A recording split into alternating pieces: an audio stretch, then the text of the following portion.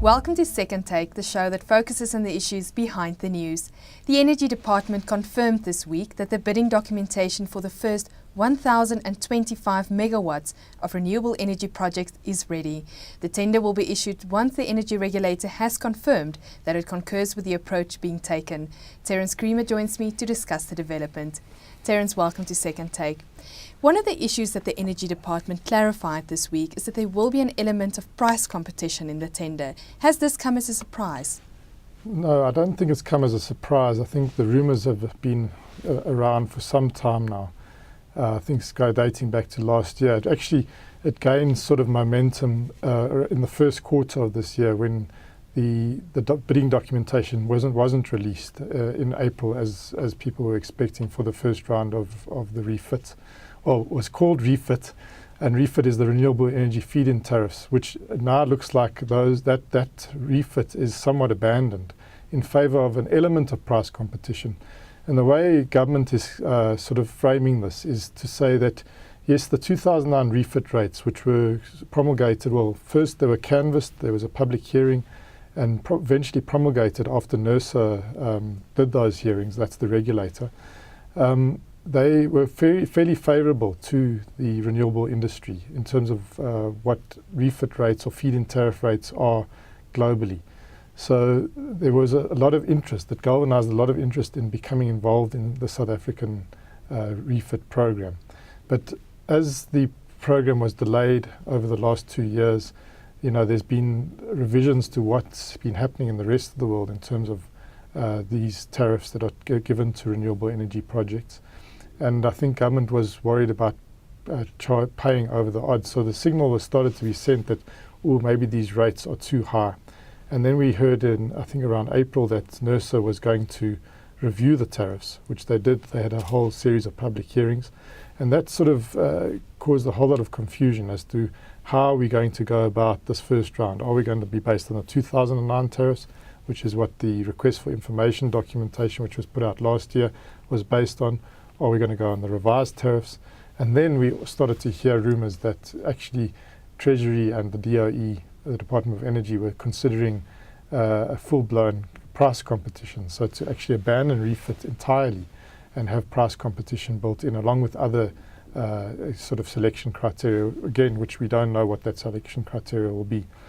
We now hear this week the bidding documentation is prepared and is ready for release once NERSA concurs with it, and that this will contain an element of price competition, with the 2009 refit being used as a guideline or as a ceiling tariff. And really what bidders are being told is that you need to bid below those tariffs, otherwise you're unlikely to be considered. So to go back to your question, is it a surprise? No. Is it a welcome development? Well, that depends on which side of the fence you sit. How has the industry responded to the news that the refit will act as a ceiling price? Well, they're naturally very upset. I mean, we've had a number of delays to roll out of the first phase, the first 1,025 megawatts. It's built into the tariff that Eskom received from 2010 to 2013. So the money is sitting there in Eskom's bank account, ring-fenced, ready to go. It's billions set aside for these projects.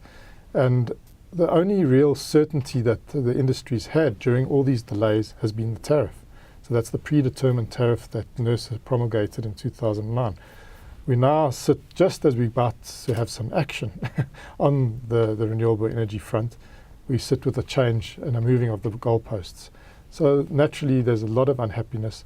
They're also unhappy with the arguments being put forward by both Treasury and the Department of Energy around the one, whether a refit is illegal in South Africa, because we have the Public Finance Management Act, which says that you have to have price competition or some form of competition for public projects, and this is a public procurement process. And they're also unhappy with the fact that, we can do this because we got 20,000 megawatts worth of interest during the request for information. Now, both those arguments, they've got legal opinion on the legality of the refit, whether NERSA can predetermine a tariff, and their legal opinion from senior counsel, Wim Tremgrove, is that it is legal, and they can move ahead with that. Obviously, And NERSA apparently has its own legal opinion to say that it is legal. Obviously, the government has come up with its own legal opinion to say that actually we need an element of price competition. So that's the one thing. Also, the 20,000 megawatts being bid, people are saying, well, that was based on the 2009 tariffs. That's why there was so much interest generated. And if you really dig down into those 20,000 megawatts of projects that were proposed under the RFI, a lot of those projects are, one, mutually destructive because they either sit on the same piece of land or they're looking for grid access that doesn't exist. So that it really isn't 20,000 megawatts. And on the other hand, the interest is really generated by the tariff.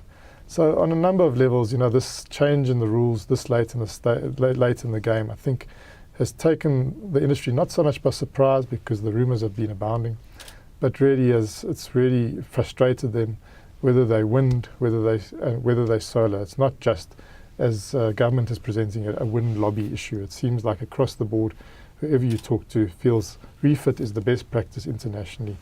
And why are we moving away from the best practice internationally just at a time when we're about to get this renewable industry going? What are the next steps? Could there be any further delays? Well, the big next step is for the NERSA concurrence, and I'm expecting that any day now. In fact, by the time this goes up, we might have some visibility. But I think that that's a big step because NERSA has always said refit is best practice. They did a global study of this, and they found, in the rest of the world where renewable energy industries have been developed in a quite favourable way, although there have been downsides. There have been tariffs that have been over the odds. For instance, Spain has probably been sort of is iconic of what you shouldn't do with the refit. But on other fronts, in Germany and all these other places, refits really worked in terms of building this very immature industry into something fairly solid. So they did those studies. They then went about and set the refit tariffs. So they were bound to refit. They believe that that's the way to go. They do say we need periodic reviews, which is why we had the 2011 review of the 2009 rates, because yes, the industry is maturing and it's possible that wind and solar don't need the tariffs that were in the 2009 level. And maybe there is would be an element of profiteering. But, so I think they have to apply their mind to this and say whether government, by introducing this element of price competition, is actually, treading on their territory, treading on best practice, and whether they should concur with this tender documentation and allow it to go out, or whether they should concur with some reservations, or whether they should reject it entirely. I think there's some in the renewable industry that would like NERSA to reject it. I'm not sure that will be the case. I think that we'll probably have some sort of compromise where the document does get put out quite soon.